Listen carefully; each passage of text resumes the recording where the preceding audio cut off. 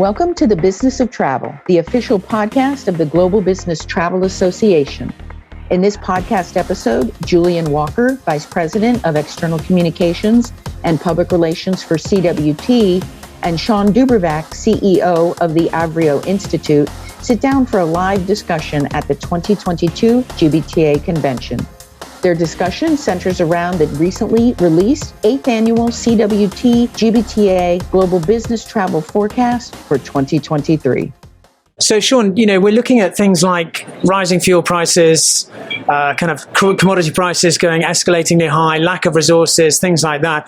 What do we think that's going to be happening in terms of this forecast for prices next year and maybe the rest of this year? Yeah, there's a lot of pressure on pricing, both airline pricing, hotel pricing, ground transportation, and a lot of those pressures are shared across all of those different travel sources.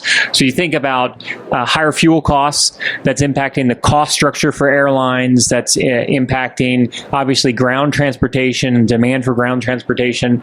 We're seeing also labor costs go up, that's impacting airlines, that's impacting hospitality. At the same time you see all of these costs going up, you also see really strong demand. Yeah. Some hotels haven't even opened up yet. They're still shut from the pandemic. And so we've got less capacity than we did pre-pandemic. And that's true in all of these categories. Yeah. Less hotel rooms, less airline seats, less cars to rent.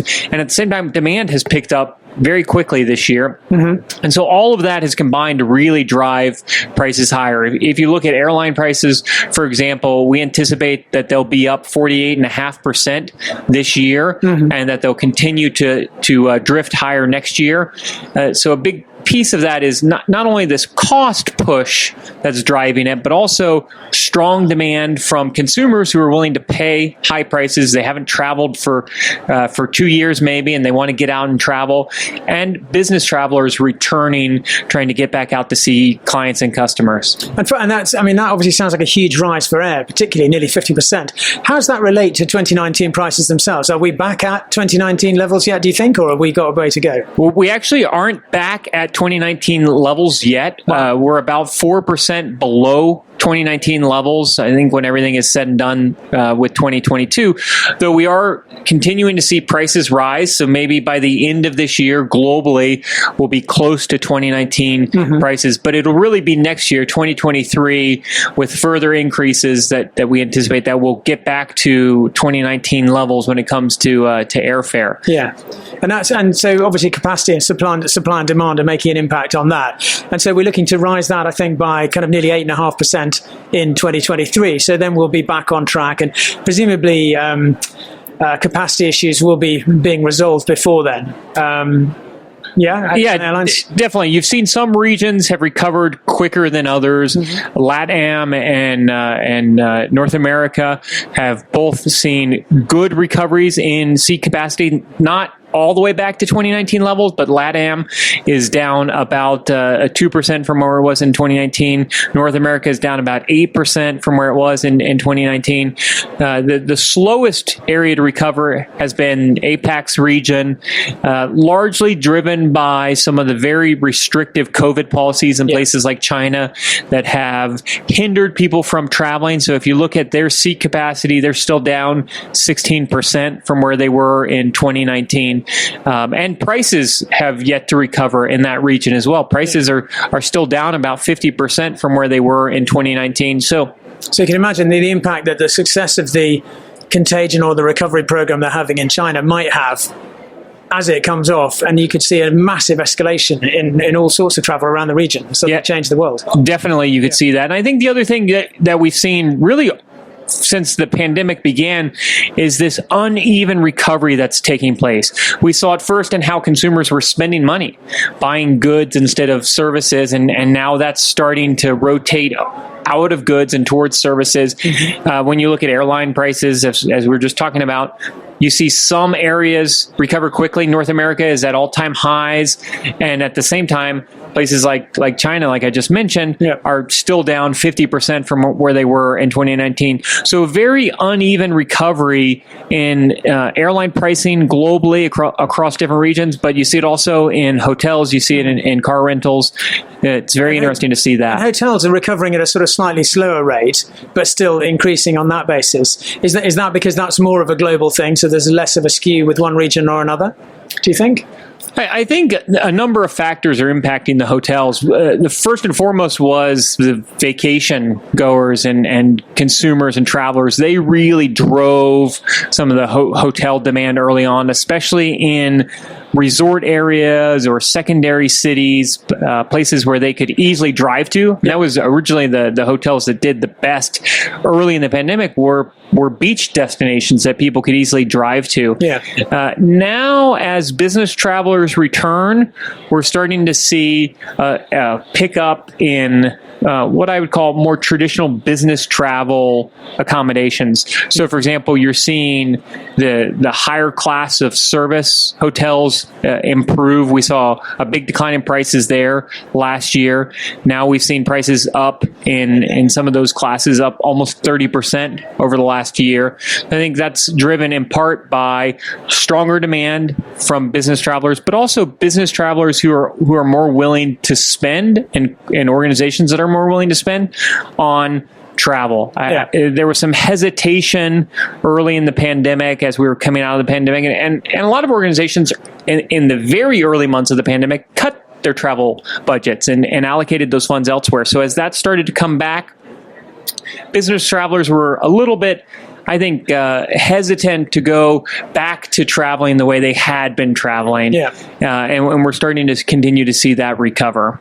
And in terms of hotels, you can obviously build more capacity if that's required, but obviously raw material prices are going up, commodity prices are unpredictable to say the least, and of course energy prices, which were affecting airline prices, particularly with sort of fuel costs and the price of oil, are going to have a huge impact there too. So to me, it's a bit sort of strange then, or maybe it's not, that car and ground transportation recovered much earlier. So, they had a blip in the first year, and then they were right back on form. Is that, do you think, a safety issue that people had, that they prefer to be in their own company and driving to things? You talked about driving to hotels. I think some of it was the ability to travel locally as opposed to over long distances where they would have to fly. Some opted to drive rather than to fly early in the pandemic, where they wanted to be alone in a car or only with their family rather than be in a airplane. We also saw the rental agencies cut their fleet sizes significantly. So they're always selling off their used cars and buying new cars. As we went into the pandemic, they cut they sold off their used cars and they didn't replenish their fleets. Still today, their fleets are down significantly from where they were pre-pandemic. And so that's artificially constrained some of the supply of rental cars. So as demand has come back, it's put upward pressure on prices. And the other thing we haven't mentioned in all of this is labor. So you talked about hotel availability. A big piece of that is the workforce needed to turn the rooms over from a housekeeping standpoint, people working the front desk, people working other services and amenities at the hotels. There's a lot of hotels that aren't able to open up to full capacity because they simply don't have the labor available to fully service their properties. And that, that's obviously a bit of a kicker for them. But the other thing as well is, I guess, the people's approach to sustainability. So you may decide that now, if you're there in a hotel room for 4 days, you don't actually need a new towel, or you don't need your bed turned down. You can get on with what you've got because you're only sleeping in it for 4 nights or whatever, 3 nights. And I think that's a shift that's going to take place. It was initially motivated by the pandemic and that we didn't want other people in our room while we were there. And then it was continued as hotels tried to deal with labor shortages. And so they were using it not only to appeal to customers who didn't want people in the room, but also because they simply didn't have the staff to do it. And I think moving forward, you are going to see that motivation around sustainability. So I can be more environmentally conscious. I can maybe align better with my own personal social responsibility or corporate social responsibility, environmental impacts by not having my room serviced, as you mentioned. Maybe it's taking some form of public transportation as opposed to renting a car. Maybe it's taking some other form of transportation besides flying. We've seen, as you've mentioned before, and The French issue with the French dictating 2.5-hour flights, you have to do a train. Yeah, so it's an interesting experiment, and we might see other countries do that. Probably not in the United States because we don't have the infrastructure. Yes, that's right. But Europe certainly you could see other countries implement that. I think it does benefit from a very sort of sophisticated rail network in Europe, which I think is quite enviable for parts of the world. So from that point of view, I think, yes, it does work. I heard that Amtrak makes most of its money in the northeastern corner of America, actually. So that gives you some sort of sense of how much rail track is used, or and how much the spread and the connectivity is. But yeah, so I think but I do think the sustainability angle is quite a good one, and I think people will be increasingly aware of it. We talked earlier about ground transportation and fleets and different types of cars. I mean, there's talk originally about electronic vehicles being taxed because they're still using the roads. I don't know if there's any truth in that, but it's an interesting dichotomy for people to want to be environmentally friendly and therefore thinking they're not going to be penalised for road costs as well, and yet they might well be. Or indeed the actual production of some of the vehicles could be perhaps less environmentally friendly than they had anticipated, with batteries and mining, etc., in different parts of the world, and then the ore transfers. So I think there's a lot of things to look at, but business travel, without a doubt, and meetings are back with a vengeance. I think one of the things that we saw in the research was meetings, the costs of meetings have probably gone up, 25% this year, and will go up probably another 5% next year, maybe 7%. But what we're seeing certainly is the speed to event. So people used to give a longer lead time, and now there's a sense of urgency. It's like, right, I want it now. And I think that could be affecting the capacity of hotels, do you think? Because suddenly there isn't that availability. Definitely. I think there's family reunions and weddings that are competing for space. I think there's a lot more events that maybe didn't take place during the pandemic that are now going back online. And then also, as you've had organizations go remote with their workforce and get rid of their physical location, they're needing to organize conferences and events and build offsites for their employees so they can pull their employees together to do team building, to work through other corporate objectives. So I think you're going to see more events when we come outside of the pandemic, which is really interesting because as we went into the pandemic, a lot of people were calling for the demise of in-person events, saying we'll never go in person again. Everything will be virtual. Now that we're making our workforce is virtual, we're seeing the need for in-person events. And so I think those are going to happen all over the world. And I think that will drive demand, not just for airfare, but also for hotel accommodations. And then the venue, ultimately, where those teams will get together and meet. Sometimes that will happen in the hotel. Maybe it'll happen in adjacent properties as well. And I guess the urgency there for many people, they might have recruited staff over the pandemic who literally will never have met each other, let alone bosses or the rest of the company. So sort of a great opportunity to get stuck in. Yeah, I'm speaking at an event later this week, actually, for the sales force of an organization, and a third of their sales force has never met in person together. They've never met each other. Wow. And so they've, in the last 2 years, hired a third of their sales force. So this will be their first time bringing everyone together and training them. And I think a lot of organizations are in that same that same dynamic where they've got a lot of new employees, they've never met each other, and so they want to bring them together so that people can meet in person. They recognize the value of in-person meetings. Definitely, and that's obviously a fundamental bit about business is face-to-face activity. You can't really beat it, and it is very unnatural looking at someone on a video screen because no one has a meeting where they stare directly into someone's eyes for that long. Yeah, I don't do it anyway. Yeah. So, and I think what else we're seeing is that trips are getting longer. So it used to be that we'd fly across country or fly across the continent for a single meeting for lunch, and then we'd get back on a plane and fly back. I think now you're seeing business travelers try to group things together so that they can do more business on a trip. You talked a little bit about the competition for events. I think there's also the other thing we see is that companies are and many business travelers are booking in shorter windows. They're making sure that the event doesn't get canceled, that it's going to go on. They're kind of making sure that they're not sick. And so you're seeing business travelers book things in shorter windows. I think that's also putting a little upward pressure on fares and accommodations. And a final thought, obviously, with any kind of forecast, there's a number of broader factors that could derail any kind of forecast. So maybe we should catch up on this, in a few months' time and have a recap. But, obviously there's the situation in Ukraine and other geopolitical things going on. There is obviously the potential return of COVID, and depending on the efficacy of vaccinations around the world, we'll see how that manages. My own team have just had a meeting cancelled on Wednesday because 3 of the people have got COVID and aren't coming to come and do the meeting. So it's definitely going to be there. Do you think, we obviously, the data and our forecasts we're comfortable with right now. Do you think the COVID resurgence of COVID maybe cause a major impact, or do you think there's enough stability to at least moderate any shifts that we might see from where we think it's going to be?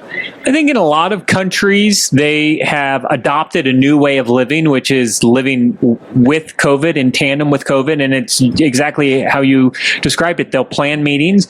And if some, majority or some amount of the people can't attend because they've got COVID, then they'll cancel the meeting or they'll go virtual. And people are making contingency plans around that, but they're moving forward with the plans for in-person, and then they're accommodating others if they can't make it in person. So I think we're going to live in that environment for probably several years, but I think that's an environment where in-person events can really thrive. I think what would derail some of that would be an entirely new variant that ends up being significantly more contagious or significantly more deadly that would cause people to hesitate. But I look at much of the Western world, North America, Latin America, Europe, the broader EMEA region, they seem to have adopted a mindset of we're going to live with this and we're going to just work around the inconveniences that are created by COVID. Other areas, specifically in the APEX region, and China is probably the best example, have decided that they're going to adopt a zero COVID policy. And I think as long as that's in place, it's going to be very hard for travel to really resume and get back to where we were in 2019. It takes, I think, a little bit of a runway, pardon the pun, but to get to the point where travel is really thriving. It takes repeated flights, it takes repeated meetings, it's getting people back into a routine of business travel and conducting meetings. I think that's where we are in much of the world now. And as a result, you're seeing the throughput increase, you're seeing the bookings increase, you're seeing as we've noted in the report, the prices increase. I think in certain areas, you're not seeing them adopt that live with COVID mindset. And so things are recovering much slower. So we need to watch that space. So let's catch up again in a few months and we'll see how we're getting on. Shawn, it's great to talk to you and see you again. Thanks for talking to us. Yeah, great to be with you, Julian. You've been listening to The Business of Travel, the official podcast of the Global Business Travel Association. For more information about GBTA and its work, visit gbta.org. And be sure to rate and review us wherever you get your podcast. Until next time, thanks for listening.